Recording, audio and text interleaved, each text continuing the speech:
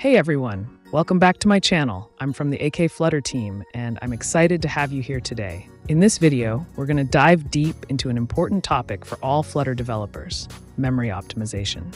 We'll cover how memory works in Flutter, what causes your app to use too much memory, and most importantly, how to detect and fix those issues to make your apps faster and smoother. So if you're ready to take your Flutter skills to the next level, let's get started.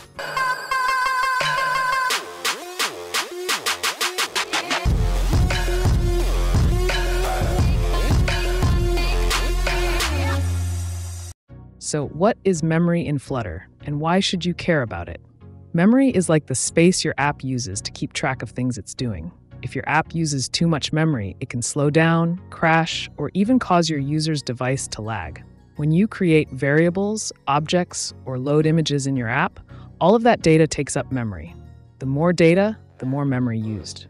And if we're not careful, memory can keep building up, leading to what we call a memory leak. Dart, the language behind Flutter, uses an object-oriented memory model where everything is an object. Memory management, including allocation and deallocation, is handled automatically by garbage collection. In Flutter apps, a generational garbage collection model is used to improve memory management and app performance. And memory is divided into two main parts, the young generation and the old generation. The young generation holds newly created objects and is frequently checked to quickly remove unnecessary objects. Objects that live longer are moved to the old generation, which is scanned less often. This division helps optimize memory management by focusing on short-lived objects, saving time. And the memory is where your app stores data and runs code, mainly using two types: stack memory for temporary data and heap memory for long-term data storage. How memory is used in Flutter app. First up, we have widgets. In Flutter, widgets are the building blocks of your app's UI. Every time you create a button, a text field, or even a list, you're using memory. The more widgets you have on the screen, the more memory your app consumes. For example, imagine a screen with a long list view of items. Each item is a widget, and all of them are using memory. If your app keeps rebuilding these widgets unnecessarily, it can eat up more memory than it needs to. To reduce memory usage with widgets, the key is to avoid unnecessary rebuilds. You can use the const keyword with widgets that don't need to change. This tells Flutter that the widget doesn't need to be rebuilt, saving memory.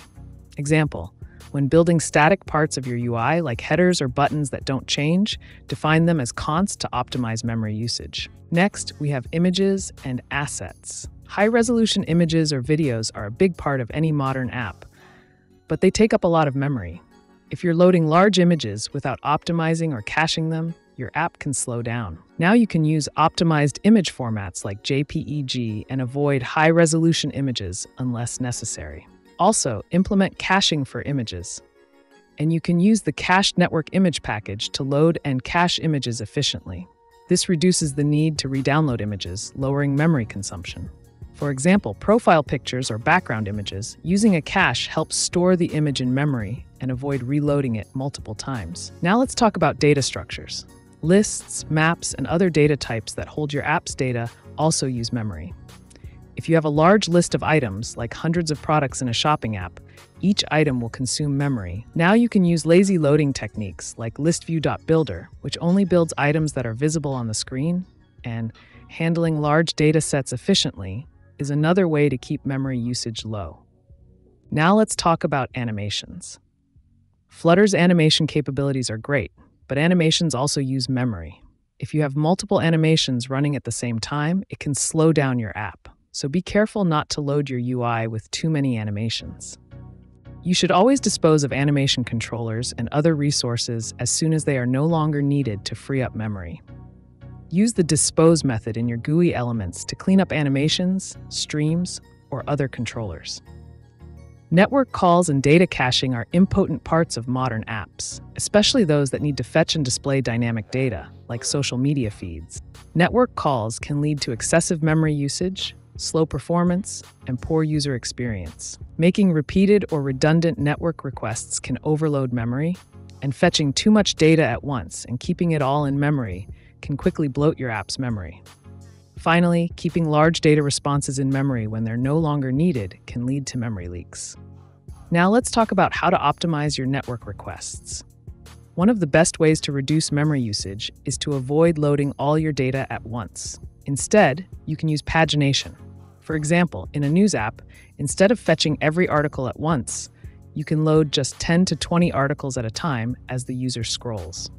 This way, only the data that's needed right now is loaded and stored, which helps reduce memory load significantly. Now we're talking about a very special tool in Flutter, DevTools. This tool is essential for monitoring and improving the performance of our apps.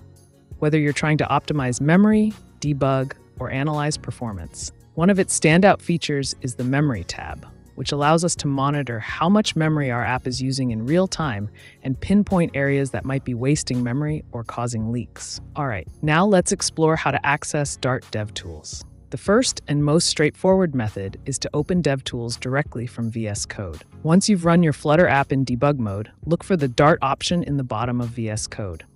Click on Open DevTools with Web Browser, and it'll automatically open DevTools in your web browser.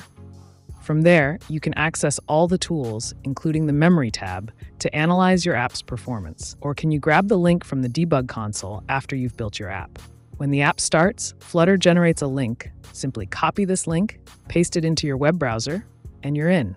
This method is helpful if, for any reason, the DevTools shortcut isn't working. Finally, lets you access DevTools directly inside VS Code.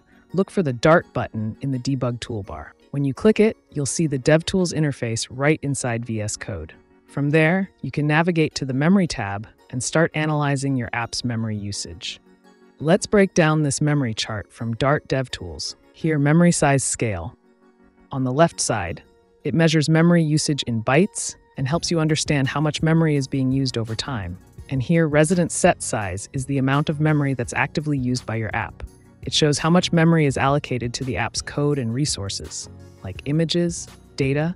Here, the graph is split between native memory, the darker blue area, and heap memory, the lighter blue area.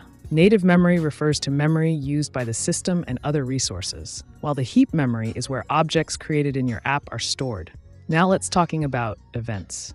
Many user and Flutter events. These purple triangles represent user actions or Flutter events happening in the app, which may trigger memory allocations. Auto snapshot. These circles indicate automatic memory snapshots taken at intervals. Snapshots capture the current memory state, helping you track memory allocation patterns over time. Manual snapshot. When you manually capture a memory snapshot, it's marked with a green circle. This is helpful if you want to check memory usage at specific points, like after loading a large dataset. Manual GC, garbage collection. The light blue circles represent manual garbage collection events. You can trigger these in Dart DevTools to force memory cleanup, and this shows when garbage collection happens. VMGC, virtual machine garbage collection. The orange circles indicate automatic garbage collection triggered by the Dart virtual machine. This clears up unused memory. Monitor allocations. Monitors how objects are allocated in memory. It's useful to track how much memory is being consumed during different parts of the app's lifecycle. And allocated. This arrow points to a period where memory allocations increased significantly. It could be due to loading data or creating new objects. Let's see an example of what I'm talking about. Here we see in the Memory tab an empty chart without any event. But when I do anything, it records it immediately. This way you can know if there is a memory leak. You can also monitor the application tool and other things. I hope it will be useful for you. Don't forget to like and subscribe. See you soon.